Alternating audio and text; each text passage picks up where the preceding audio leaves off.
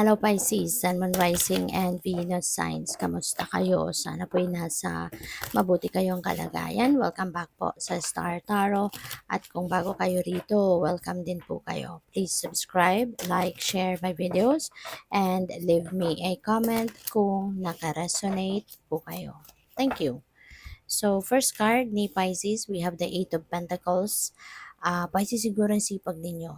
Ang sipag ninyo, magaling kayo mga trabaho, dedicated kayo sa trabaho ninyo, maaari din na ano kayo, dedicated, committed, at masipag, matyaga, Kaya kung ano man, no, yung sipag at tiyaga na binubuhos ninyo sa trabaho ninyo, maaari, no, na that will be recognized now by the people around you, lalo-lalo na yung mga boss mo, mga manager mo, mga ganyan, no?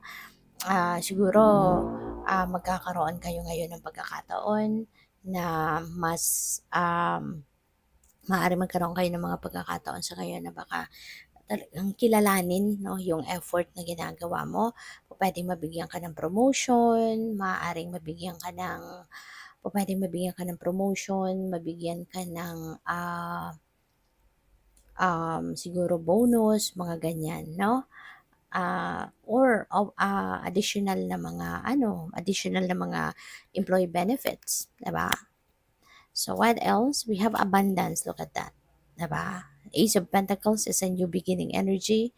Pagdating sa inyong money, career, and finances, this is the time na merong papasok na abundance and prosperity sa buhay mo. So, depende yan. No? Pwedeng hindi lang iisa ang source ng kaperahang ito. Maaaring hindi lang ito iisa na maaring hindi lang iisa ang panggagalingan ng perang ito. Okay? Kaya magiging abundant ka, magiging prosperous ka. So, Pisces, maaaring manggaling ito sa baka merong mga regalo sa'yo, bonus, o pwedeng since may promotion ka, so mas maraming pera na maiuwi mo kasi mas tataas na sweldo mo. Pwede rin Pisces na ang iba sa inyo is pwede rin Pisces na ang iba sa inyo siguro baka may mana, 'di ba? Maaring merong pamana na pupuwedeng merong pamanang, ibibigay sa'yo ngayon, puwedeng gano'n. So, it could be anything, could be a win, could be a windfall. So, ito yung simula na ng pagpasok, tuloy-tuloy na pagpasok ng kasaganaan sa buhay mo. And ito na yung pagbabago, magsisimula ng pagbabago sa inyong kaperahang aspeto. So, congrats sa'yo. So, we have death. Yan. So, pagbabago, transformation. So, talagang isa sa mga magbabago dito ay ang inyong kaperahang aspeto. 'Di ba? Kasi meron kang Ace of Pentacles. So, mababago na nito ang financial landscape ninyo. So, isa na yan, no, sa isang area of life na yan na talagang totally mababago into something better. Kasi kapag tayo naman may binabago sa buhay natin, hindi naman yung pabalik, paurong o pasama, 'di ba?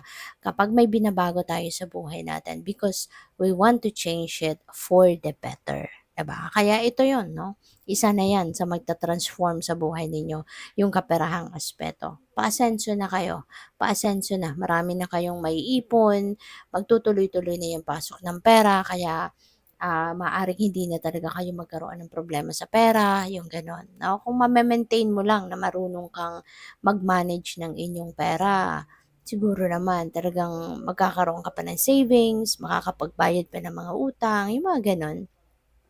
So, yan. This is a transformation happening in your life. Maganda to kasi si death energy, positive energy ito. Positive energy, positibong pagbabago ito.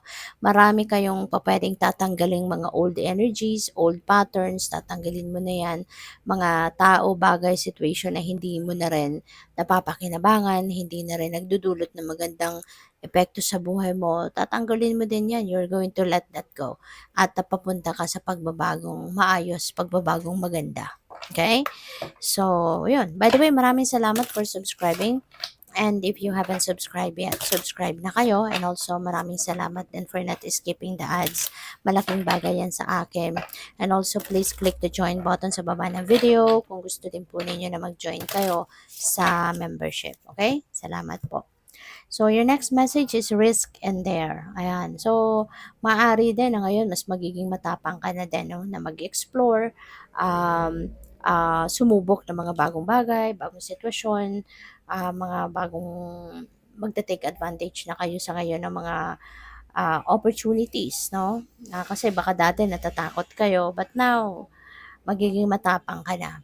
At magiging ano ka na, magiging appreciative ka na of the new opportunities, whether that is mahirap, hindi pa nasusubukan, whether that is totally new for you, hindi ka na matatakot. So what else? We have listen. No? So yun lang ang mahalaga, listen to your intuition. Okay? Always listen to what your intuition is telling you. Kasi yan ang gagabay sa'yo patungo doon sa kung ano ang kung anong best para sa'yo. Yun ang gagabay sa'yo patungo doon sa kung ano yung tulong sa'yo na maging mabuti, maging maayos, mas maging successful ka.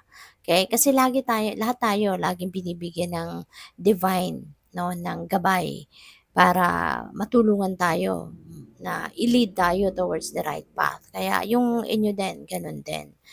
So we have unleash your passion. So siguro isa na to dito sa you're going to take risk and dare to do something new, 'di ba? At maaaring with that gagamitin mo yung kung ano ang passion mo. Gagamitin mo na ilalabas mo na kung ano yung mga talents mo, yung mga interests mo, yung ganon. So, yun ang magiging kapital mo siguro dito sa pagte-take risk mo. Okay, gagamitin mo na yung mga gifts mo, 'di ba? So we have use your power and with all the changes na mangyayari sa buhay mo, siguro kasama na rin dito yung kung dati kasi napanghihinaan ka ng loob, kung dati siguro nagpo-procrastinate ka at nagdadalawang isip ka, nag-hesitate ka na mag-explore, na sumubok ng mga bagong sitwasyon, bagong pagkakataon, kung dati napanghihinaan ka ng loob, ngayon maaari talaga magiging super matapang ka na sa pagharap sa mga opportunity, sa pagharap sa hamon ng buhay. And now, you're going to use your willpower, papairalin mo na yan, kung anong gusto mo, yun ang susundin mo, yung inyong personal power, gagamitin mo na yan. 'Di ba? At kung ano ang gusto mo, yun ang susundin mo. Whatever it is that will make you happy, maaari yun ang gagawin mo. Hindi ka na ngayon yung kasi baka ganito ang sitwasyon mo noon na sumusunod ka sa kung ano yung advice sa'yo ng ibang tao, kung ano yung sinasabi nila na ito makakabuti sa'yo, itong gawin mo, ito na lang, dito ka kasi ito yung dito ka mas magiging mabuti at sinusunod mo siguro sila. But now, maybe you are going to embrace that opportunity na yung willpower mo naman yung papairalin mo, yung personal power mo naman yung susundin mo, na ano't ano man ang maging resulta, you will be happy because this is you making a decision for yourself. No?